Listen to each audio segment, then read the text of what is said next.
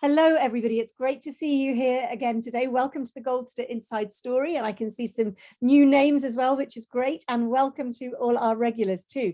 How good to see you all. And today I am very thrilled to be doing an inside story with Henrietta Heald, who is her most recent book is this one, Magnificent Women and Their Revolutionary Machines, which we were just chatting about is a really important thing, which we're going to talk about later, to be talking about on election day in the UK, because many of us have local elections today. So I think it's brilliant that we're going to be talking about these magnificent women.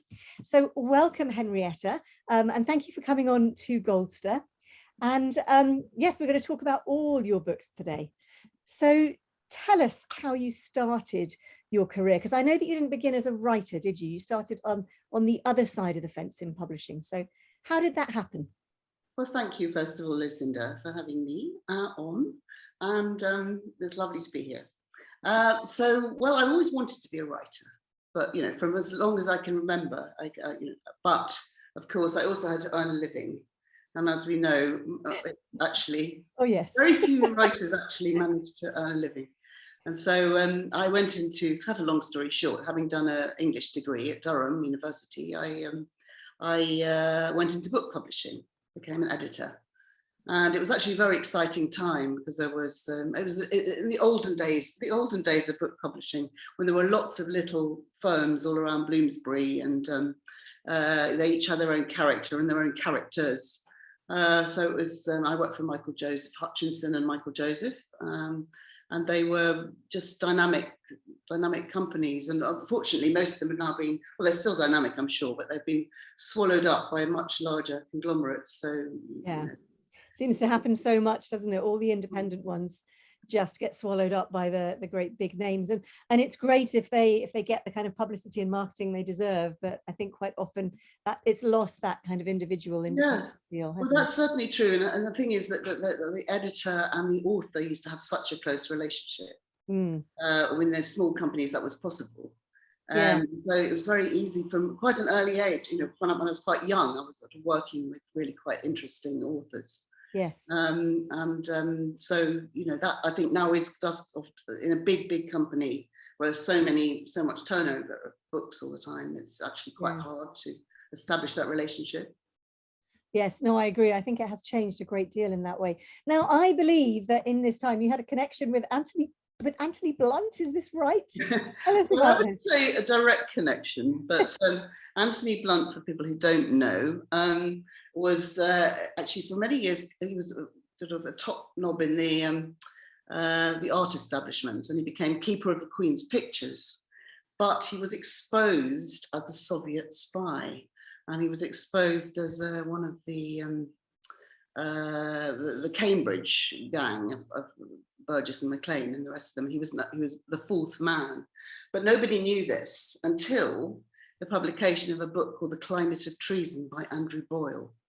And this was, and actually it was all about the fourth man, but he wasn't named in it because Boyle wasn't allowed to name him, you know, for libel reasons and danger of publication being stopped.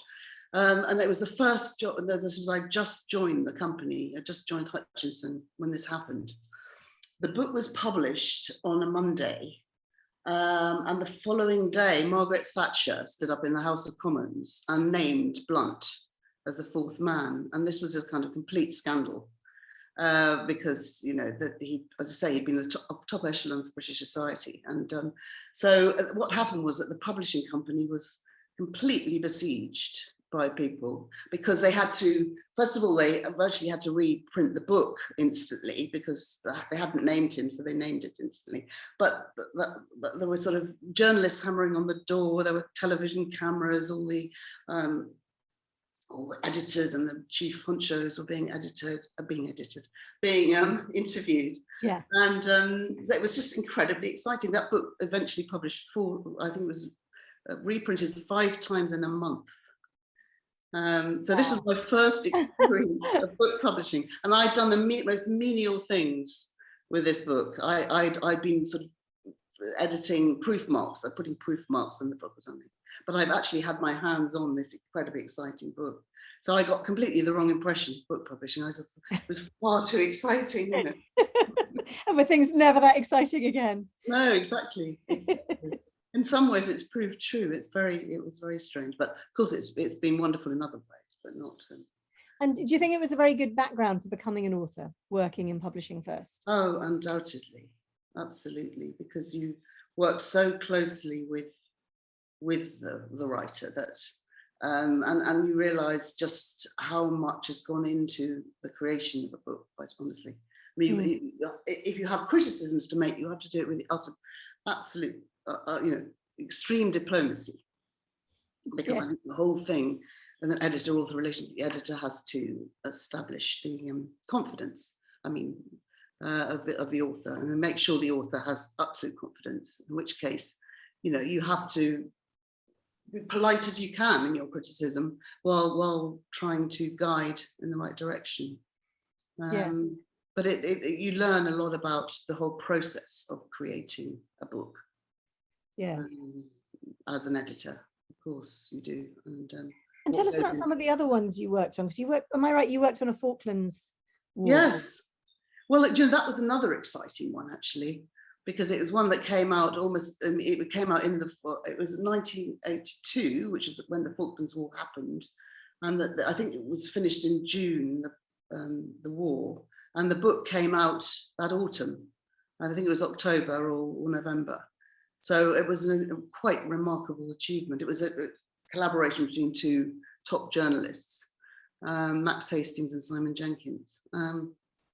And one of them was writing about the battles, the other about the diplomacy that was going on in the background. And I heard listening the other day, because it's an anniversary this year. Is it the 40th anniversary? I suppose it must be. Yes. And they were talking about the General Belgrano, and I don't know if you remember that one. It was this Argentine cruiser that was sunk, and on the orders of, and it was supposedly not, well, there was this great controversy at the time about whether it was actually threatening the British fleet. And Margaret Thatcher obviously gave the order to torpedo. And I remember having this conversation with the authors of the book, saying, was the Belgrano sailing away from the fleet? Gosh. And that was, a few months after.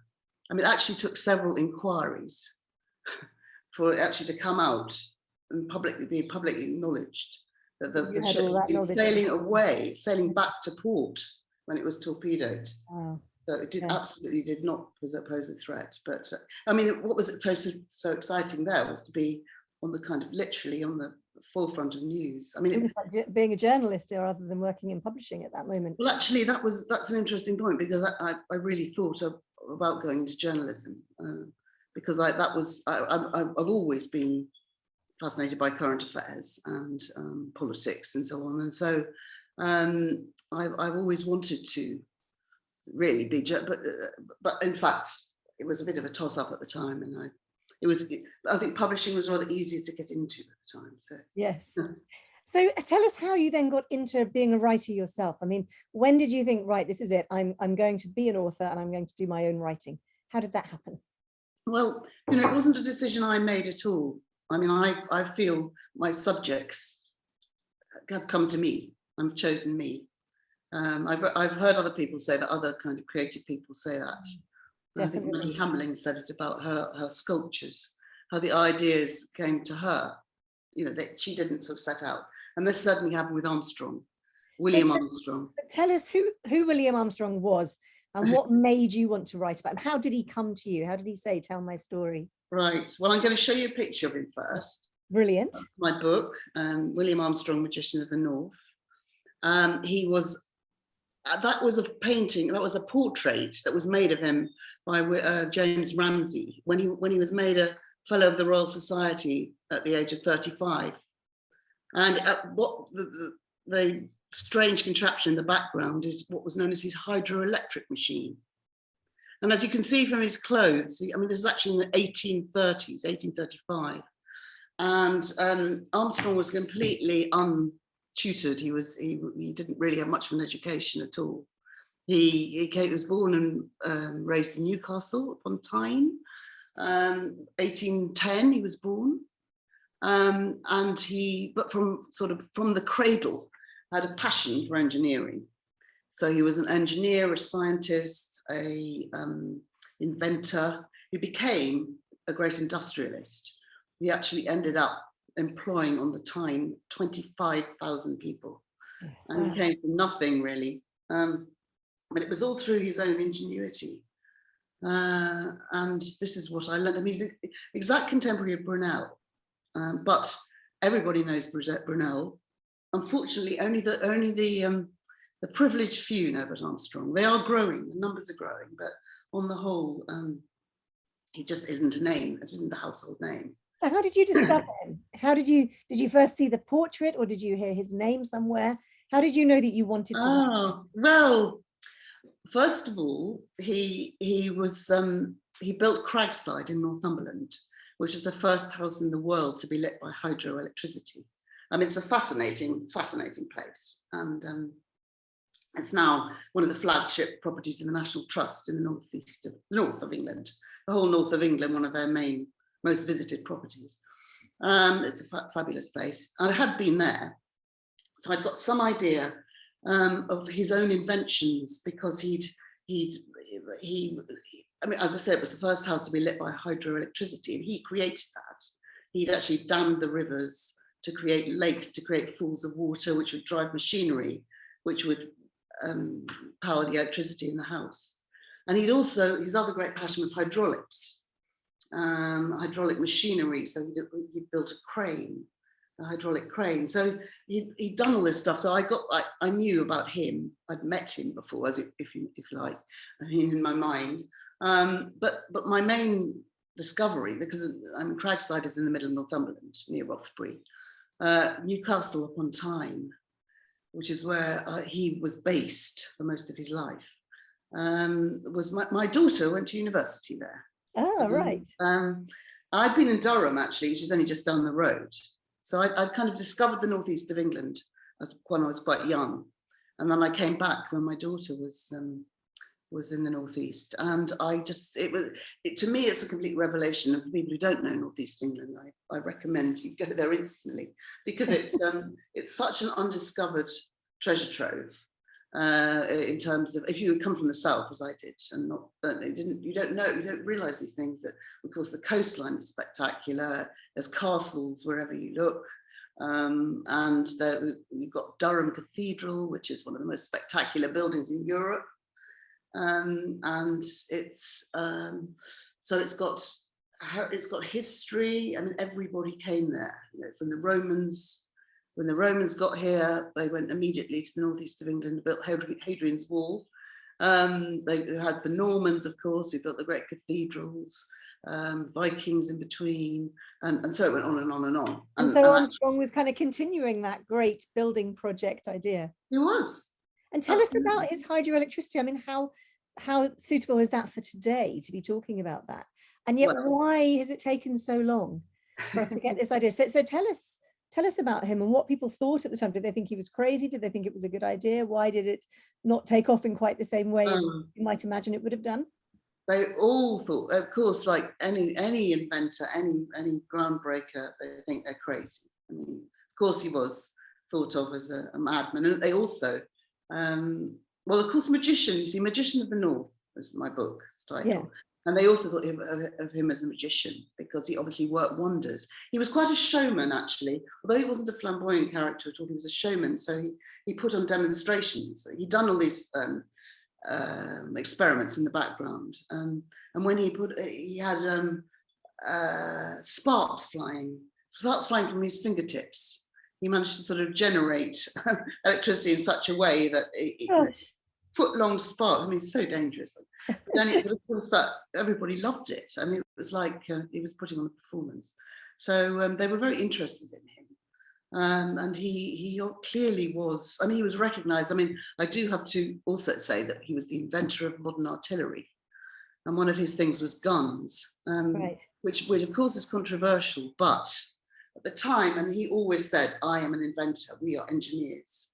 We're not. It's not up to us to decide how this machinery is used." So people who condemned him for being an arms manufacturer, which of course, I mean, they do have some grounds for complaint, but on the whole, it's to do with invention, and of course the guns. I just a brief aside about guns, because in a way you can't talk about Armstrong without talking about guns.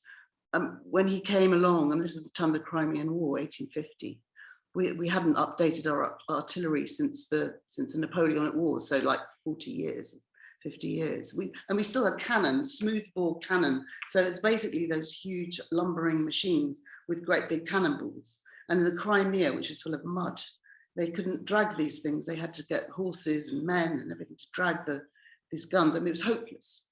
So what Armstrong did was he actually modelled a new gun on the form of a sporting rifle. So he rifled the inside of the barrel, and he used shells instead of shells of cylindrical rather than great cannonballs, and it actually allowed him to be much more, or allowed those using those weapons to be much more accurate, go much further, going much. Anyway, the whole point about this is revolutionized, and he was, for that reason, was acknowledged. I mean, for that reason, he was given a knighthood. He became head of the Royal Arsenal at Woolwich. I mean, this is a Newcastle boy, made good. And you said he didn't have much education. So how did he get that knowledge? How did he self-educate? What was his journey? Well, that's a wonderful story, really, because it was all to do with what was going on at the time, which were all these, like the Lit and Phil, the Literary and Philosophical Society of Newcastle upon Tyne, which is still going today, most marvellous. It's the biggest independent library outside London. But it was a library, and it was also a gathering point for anybody with any intellectual or scientific interest to gather. They used to have endless meetings, had lectures, all sorts of scientific subjects. And of course, it was a time when the things were exploding. So Armstrong, of course, was a lifelong member of it, as was his father. His father was an important influence. He was a very talented mathematician, the father. And so they all got together, had these lectures, and they experimented anyway, because that's the way things worked then. So he set up his works quite early on.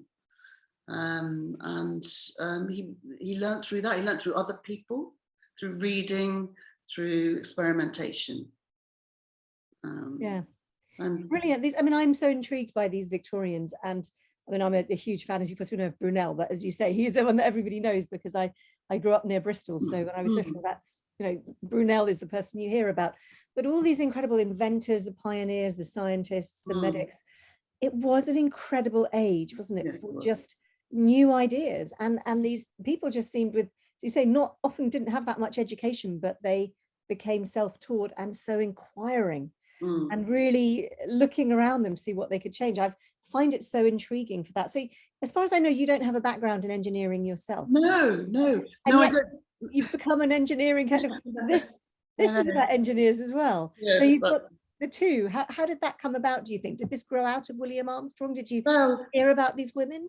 Yes, but I'm just going to go back a minute, because I really want to say emphasize the fact that these Victorian engineers all did collaborate, work together, and it was a sort of, it wasn't just sort of, somebody in a garret on their own. I mean, Armstrong and Brunel worked together, for example, and I mean, I've got letters between them.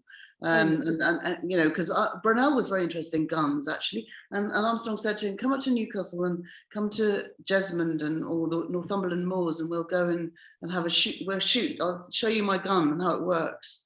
And Brunel couldn't come because actually he was too busy building his ships. But they had to have this correspondence. So, and it wasn't a kind of competitive thing. And actually, this is relevant to your question, because yes, indeed, I'm an English graduate. And how did I get interested in engineering? It's because it's the mindset, really, of these people, and the fact that they did collaborate.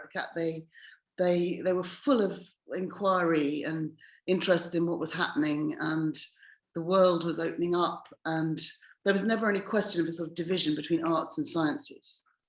That was the other thing. I mean, it was the time Darwin was around as well, It's so true. It's become so polarized now, hasn't it? You're supposed to be on one side or the other. And actually, it's insane, because why should there be a kind of fight between arts and sciences. They should mm. all be able to work together. And I do think that obviously there was some rivalry, but that collaboration, that interest in forwarding human knowledge was a real signifier of the age, I think. Yes. Well, of course, I say it was Darwin. Darwin again was the exact contemporary of Armstrong, and they knew each other well. You know, Yes. in fact, Darwin was one of the, because this great organisation, the British Association for the Advancement of Science.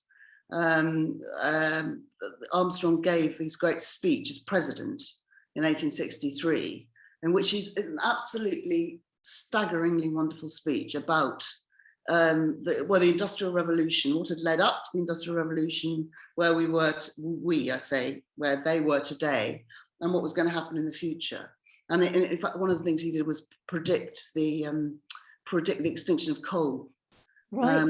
Because he was right in the middle of the great northern coal field, of course, and coal had been, our Industrial Revolution had been built on coal, but he could see that it was, he actually almost predicted to the day when we would stop using coal. I mean, it was 200 years in the future, you know. Wow. And he could say, well, in his case, of course, they weren't so worried about global warming, but they realised that the coal stocks would run out. So they had to find an alternative. And this is where that's what, he was a great pioneer of alternative energy, because he knew that there had to be other ways of generating. He not only, water was his great thing, of course. He was a bit dismissive of the wind. He said wind power, the full power of the wind can't be relied upon, but water is there in great quantities. Wherever there's a great fall of water, which is where there was in Newcastle, because it was built on hills, you know. So he could get falls of water there. But he said the absolute solution to all this would be the power of the sun. And we're talking about more than 150 years ago, 160 years ago. So what do you think he'd feel if he were here today, looking at what's going on? Well, I mean, he would be, we need him. We absolutely need him to come back. He's saying, why haven't you done it fast enough? What on earth is wrong with you? Yeah, exactly. And the other thing, he would be much stronger on his tidal power. I'm sure of that. Because it seems maybe he might have changed his idea about wind power. You never know. About wind power. Well, he might have done, exactly. I mean, he was willing to listen to people. You know, he wasn't dogmatic about things. He was just had this great spirit of inquiry. And he was a conservationist. Just as at one sort of footnote to that conservation thing, at Cragside he planted 7 million trees. Wow. And how many acres? I mean, how big is his park there? Well, this was over an area of about 1,000 acres, I think. Oh, okay. But it was he did at the time have the Cragside estate was much bigger originally, but it wasn't. It was farmed, I think, rather than it was sort of planted. But it's still, you know, it's still going strong. It still has a huge number of trees. And this was in the middle of Northumberland, the bleak Northumberland moorland, which does not have trees notoriously. So he changed the climate. Actually changed the climate. Gosh, he really was. I read that book quite a few years ago, and there were things I'd forgotten. And it really was. I remember reading it, thinking what an extraordinary man Armstrong was. And again, as you said, how come I'd never heard of him before? And so it's brilliant that you have kind of brought him back into people's consciousness, because it's so exciting. So we're going to move on. We're going to move on to your new book, Magnificent Women and Their Revolutionary Machines. So this is about the Women's Engineering Society. Tell us about this, and again, how you came across these women and their story. Well, again, there's the Newcastle connection. I mean, it goes back to the wonderful inventors of the 19th century, because Charles Parsons, who was another name that most people have forgotten, but he was the inventor of the compound steam turbine, which revolutionized the propulsion of ships and the generation of electricity on a vast scale. Most power stations in the world still driven by these turbine, or derivatives of the steam turbine invented by Charles Parsons. And he was employed by Armstrong, actually. Another thing Armstrong did was to cultivate these young men, and not cultivate, but he nurtured them. And so Charles Parsons was a name, and he's in Discovery Museum in Newcastle. he's a prototype little ship, which is called Turbinia, which anybody who knows the city will know, which is the where he tried out his steam turbines for marine propulsion. And of course, I was very much aware of this wonderful exhibit. And then I discovered that his wife and daughter were engineers. And not only that, but they had founded 100 years ago the Women's Engineering Society.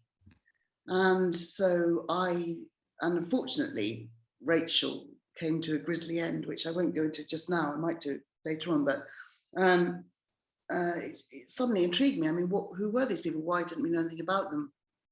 And so I started looking into them, I started researching them. And the more I researched, the more amazing this story became, because Rachel in particular was the most incredible pioneer. She's the first woman to go to Cambridge University to study mechanical engineering, and that was in 1910. So wow, yeah, it was before the First World War. I mean, she was followed quite swiftly by two other young women she knew, but she was, my goodness, she was a pioneer, because I mean, women at Cambridge at all were so virtually unheard of. But in and this, did Cambridge have papers on her? Were you able to go and research her there? yes, well, she was at Newnham, and there are records of her, what she studied there, but she's not really acknowledged. I mean, you know, you go into St John's, Cambridge, the chapel, and there's a plaque on the wall to Sir Charles Parsons, her father. But and in fact, the Parsons Engineering, the group, the undergraduate engineers belong to the Parsons club, you know. Yeah, but it's named after the father, not about the daughter. Yes, but not about her, not after her. I mean, she didn't invent anything particularly. I mean, this is where I think women have a bit of a hard time, because I mean, it doesn't mean they are not good engineers. I mean, they didn't invent, you know, they're not the same thing. I mean, Rachel studied engineering. She learned a huge amount from her father. She became a director during the First World War. She's obviously come back from Cambridge. She became a director of her father's firm. So she was one of the first women to be one. I mean, it was because her brother went away to the war, but she was made a director of the firm, and she was put in charge of training the women, because of what happened, of course, during the First World War. As most people know, women went into the factories in absolutely huge numbers. So like 1 million women were reckoned to have gone into the munitions factories. And munitions wasn't just about guns, that's another thing I'd say, because it was about anything that was to do with the armed forces. I mean, anything that was required in the war effort. So, you know, you could be making aeroplanes or boats, ships, or anything that, you know, trucks that they needed. But of course, war and shells as well. But you needed skills. A lot of these women were very highly skilled, and they had to be trained. And that was what Rachel got very involved in. So she was training women to do quite challenging jobs throughout the war. And she then joined the Ministry of Munitions, went around the country, training women in all sorts of different factories. And they were brilliant, of course, these women. They learned very quickly. The men were astonished how quickly. We would not be astonished, but of course the men were astonished. But I think it's still that way. I mean, I think people still say, oh, wow, you know, you're female and you are an engineer or a physicist. It's absolutely bizarre how it's still seen as unusual, as if women's brains and men's brains are different. And there's this persistent belief that we just can't do the same things, that some roles are more masculine and some are more feminine. It's a really strange thing that still persists. I mean, as you said, it's over 100 years since the Women's Engineering Society was set up. And do we know how many female engineers we have now in the country compared to male engineers? Oh, well, no, it's dismal, actually, really dismal. I think the latest figure I saw, I think it's 12% of professional women engineers, of professional engineers in this country are women. And is that, do you think, because the education system doesn't channel women in the same way, or what is it? Is it societal pressure? Is it parental pressure? Is it just not knowing that these industries exist? I mean, when I was at school, careers advice was appalling. So unless you wanted to be a barrister, a teacher, or a doctor, they didn't tell you anything about them. So. No, well, I mean, I think it's a mixture of all those things. I mean, there is a great, I do have to say, on the positive side, there's a great move underway at the moment to embed engineering, because it's not just women, actually, it's also men. Not enough men. We're short of 500,000 engineers in this country. Yeah. It's so there's a move by the IET, which is the Institution of Engineering and Technology, to actually get engineering embedded in the school curriculum, not as a separate subject, but actually in everything, because of course everything that is not natural, that is everything that's man-made or woman-made is engineered. Yeah. I mean, engineering is such a hugely broad subject, and that's something that I learned, because I would like to say a little bit more about those before we get on really to the Yeah. About the women engineers, because I mean, what happened after the war was that they were told they weren't required anymore. That's happened to so many women in different professions. Yeah. So 1 million women have been trained at great expense. The estimate is that it cost £30 million in those days, which is something like 1.5 billion, to train women. And yet at the end of the war, they were told, go home, go home to the fireplace, or go home to the kitchen, or whatever. And that's when Rachel and her cohort just became sort of militant, really, because they said, we're not going to put up with this. I mean, this is crazy. I mean, not only is it a huge waste of money for the country, but you're actually losing all that incredible talent. And as well as the fact that the women themselves were, for once in their lives, had got a sort of proper independent income, because they were reasonably well paid. Not brilliantly, but I mean, of course, it was better than being in domestic service, which is what most of them would have done otherwise. And Rachel was very unconventional, wasn't she? Tell us what you admire about her. Well, because she wasn't, I think, to go back to her father for a minute, I think he encouraged her at every turn. So I think he has to take some, as did her mother, of course. Mm-hmm. They never expected her to sort of behave in a traditional womanly way.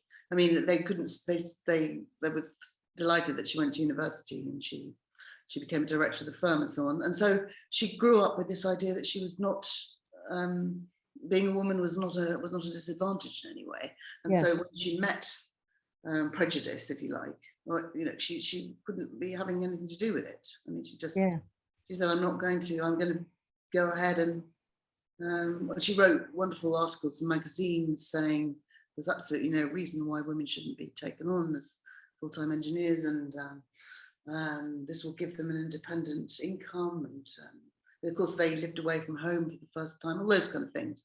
So she ended up going into, a law came in, a law was introduced that actually made it illegal to employ women in industry. It was called the Restoration of Pre-War Practices Act. And what year did that come in? That was, I think it was 1919, so it was immediately after the war. The same year that the society was set up. Yes, and all sorts of other things were happening at that time. And one was, of course, women got the vote, or some women got the vote in 1918.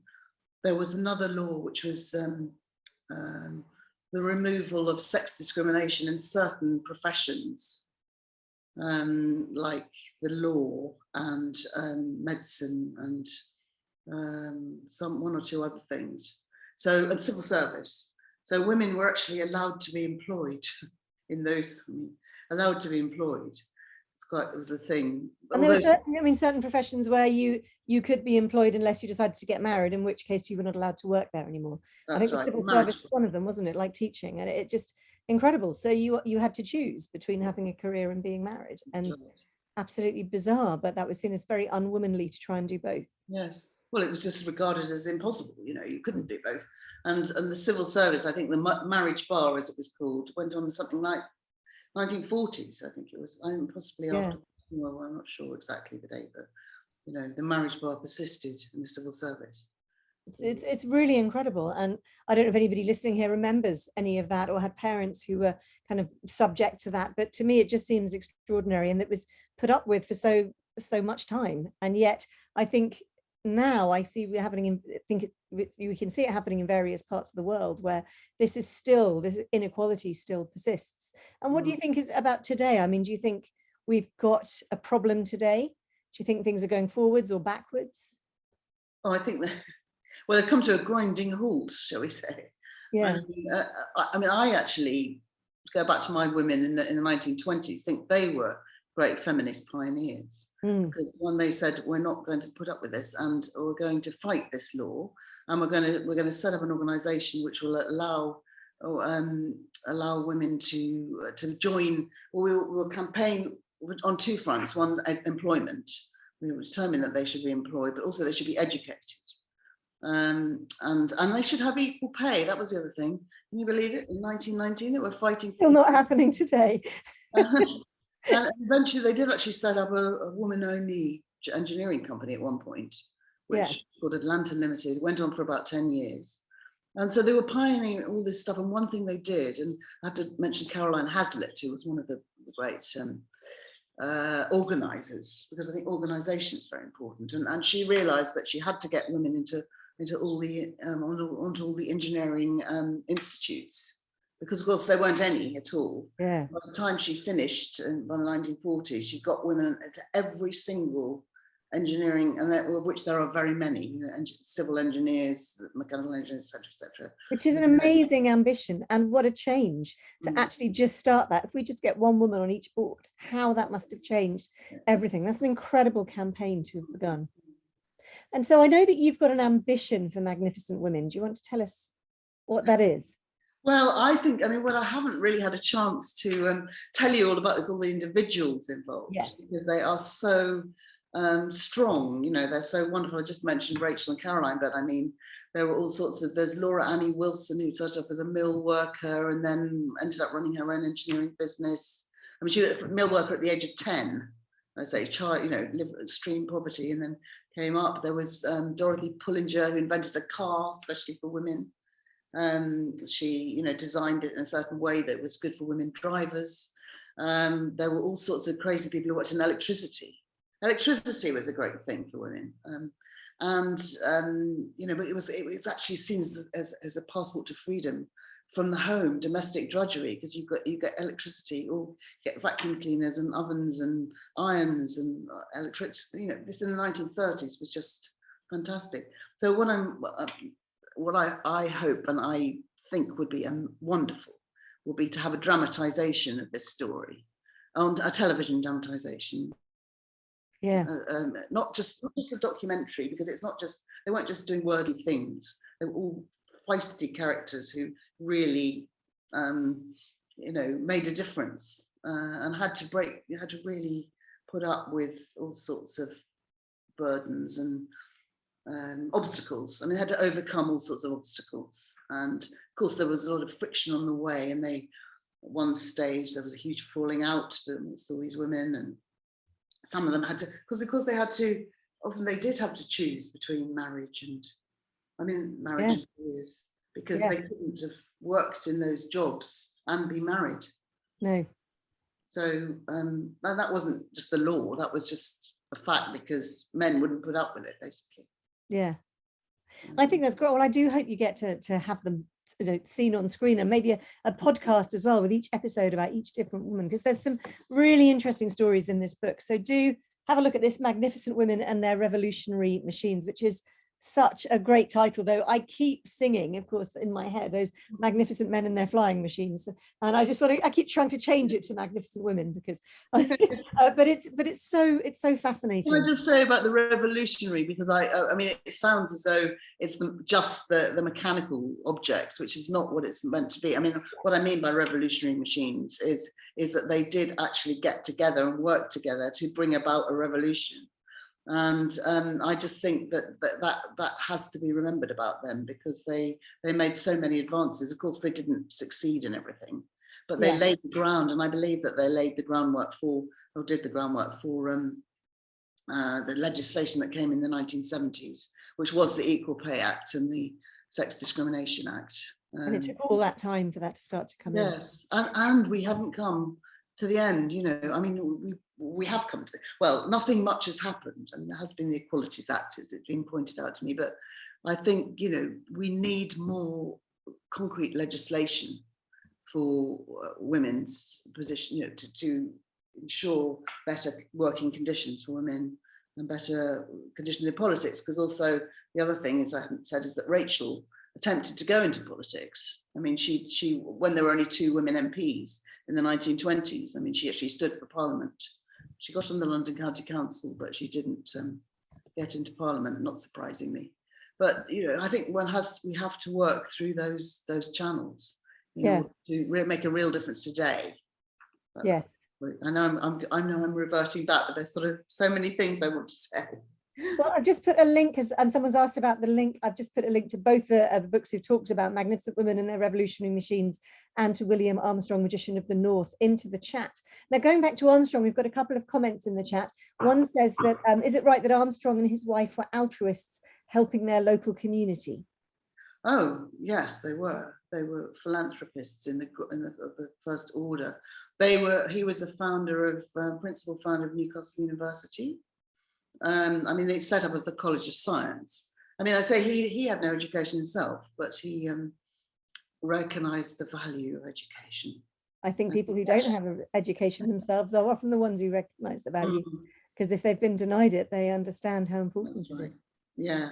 So he had the mechanics. He had this great work, Elsic, in the West End of Newcastle. He set up the Elsic Mechanics Institute, which was training his workers on the job. And then there were also local schools for his workers' children. They did then they set up the College of Science, which was all to do with accidents in coal mines originally, which was how to prevent accidents in coal mines, of course, which were horrendous at the time. Yeah.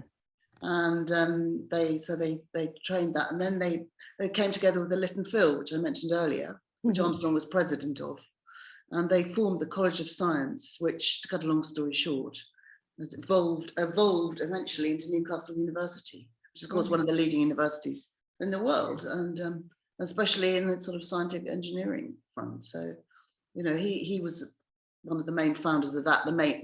The central building of the university is named after him. It's the Armstrong Building. Next thing he did, there was a natural history museum, which is called the Hancock Museum. It's now the Great Museum of the North, Great North Museum, something. Sorry, I can't remember the exact name of it, but it was a museum of natural history, which again he was behind. He founded pretty much. Well, we've got another comment saying the museum at Bamborough Castle has Armstrong artifacts. So there's obviously his name is. So we could go on talking about Armstrong forever and ever and ever. I'm going to come back to talk about. No, well, I'd love to answer that question because I haven't mentioned Bamborough Castle, of course, the great iconic castle in the north of England on the coast, to keep all those marauding people at bay. Was bought by him. He bought the castle, which was a ruin pretty much. Been badly sort of restored in the 1890s. By this time, his wife had died. They had this fantastic marriage, went on for 60 years, but had no children. The other philanthropic thing they did was to sort of devote themselves to hospitals. I mean, give lots of money to hospitals and so on, and to people who were suffering in various ways. And so he bought Bamborough Castle, and he restored it. And the castle you see today was thanks to Armstrong and his architect, Charles Ferguson. He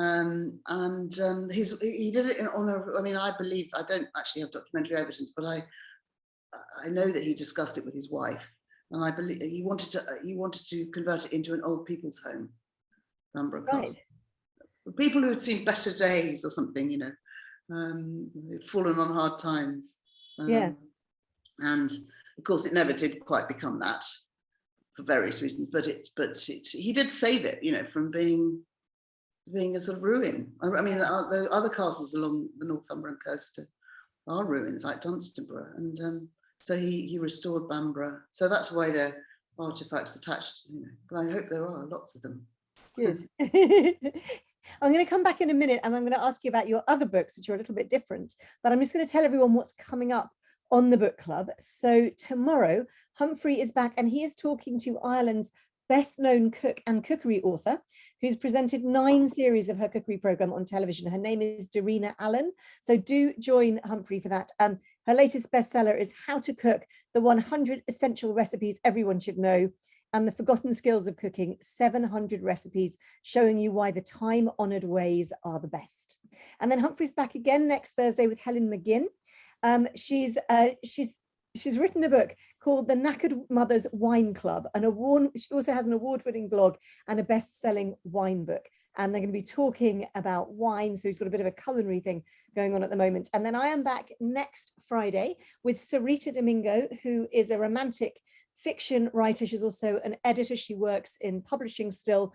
And she was shortlisted for the Lancashire Book of the Year in 2021 and is a fictional editorial director at Trapeze Books. So she grew up in Bahrain. So she was born in London, but grew up in Bahrain and has kind of lived all over the world. And her novels kind of reflect this.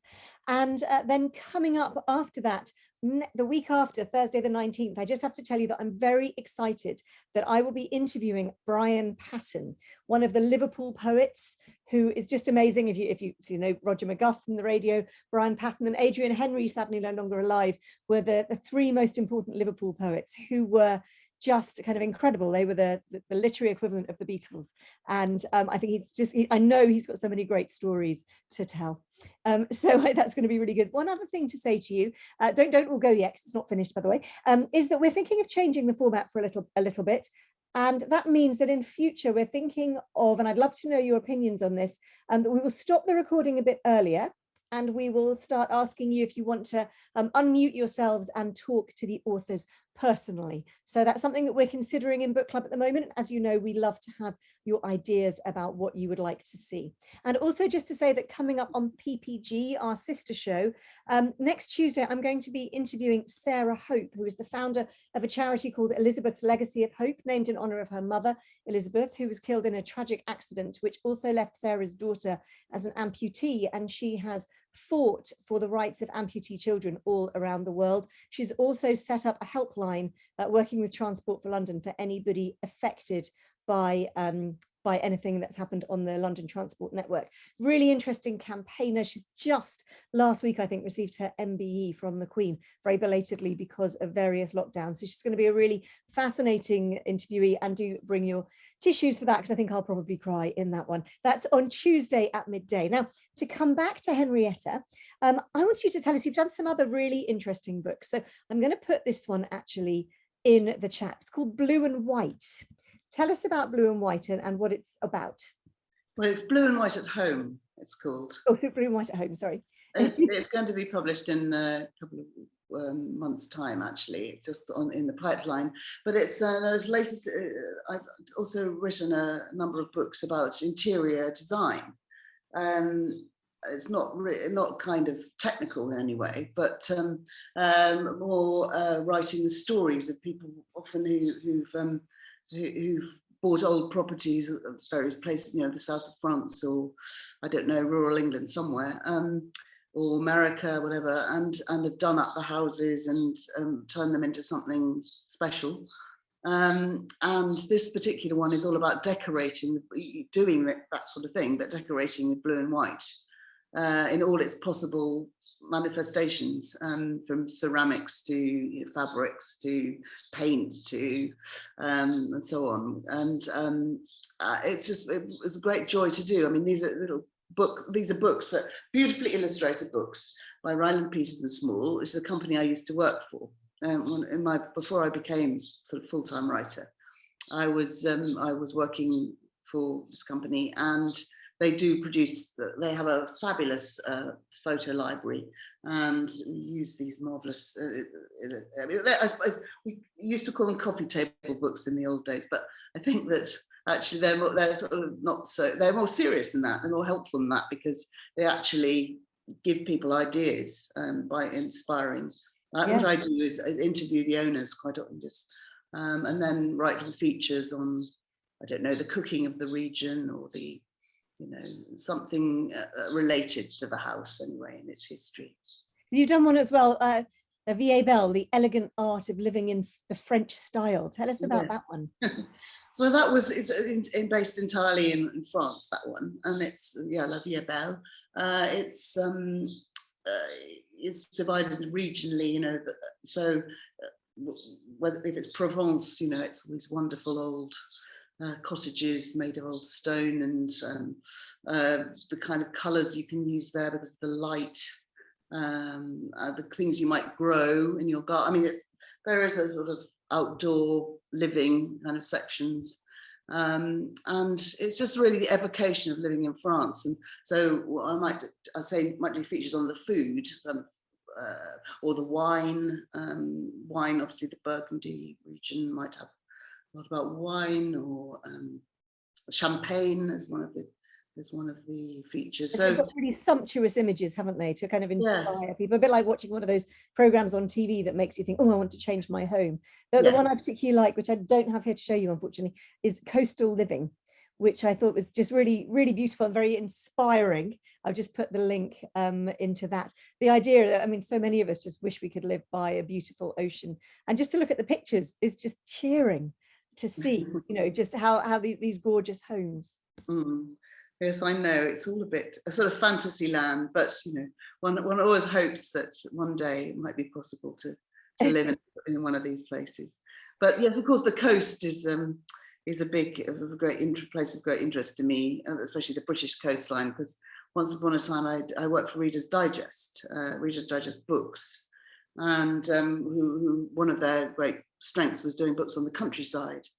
And I edited an illustrated guide to Britain's coast, where we traced the whole coastline in terms of its history and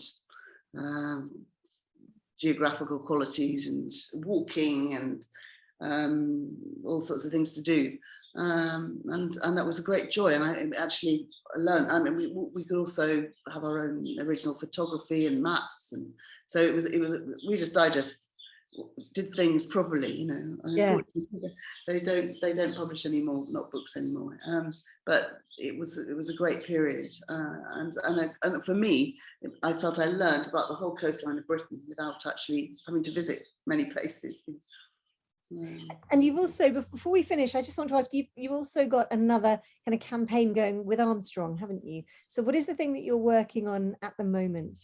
Yes, well, that's sort of, and both of the books, my major books that I've written, have sort of found their way into my life in a big, you know, in a big sense, because I've in Armstrong's case, because he lived in, as I say, in Newcastle for most of his life, and he created this wonderful public park called Jesmond, which is unique, I believe, in Britain, because it's this on the edge. It's a beautiful park on the edge of a great city, and it's a deep valley with a river running through it, and it's got an amazing building in it called the Banqueting Hall, which is now a ruin, well, a semi-ruin.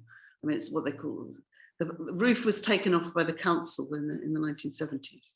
But the thing was that Armstrong had given it to the people, given this park to the people in perpetuity when he built Cragside. Actually, he moved up to Northumberland, and he gave the park and the building.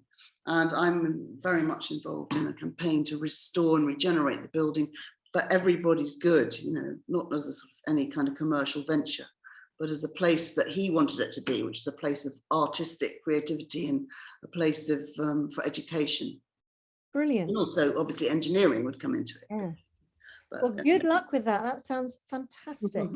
I think that's really good. Thank you. And just wanted to say thank you to everybody for coming along and for putting your questions, your comments in the chat. That's great.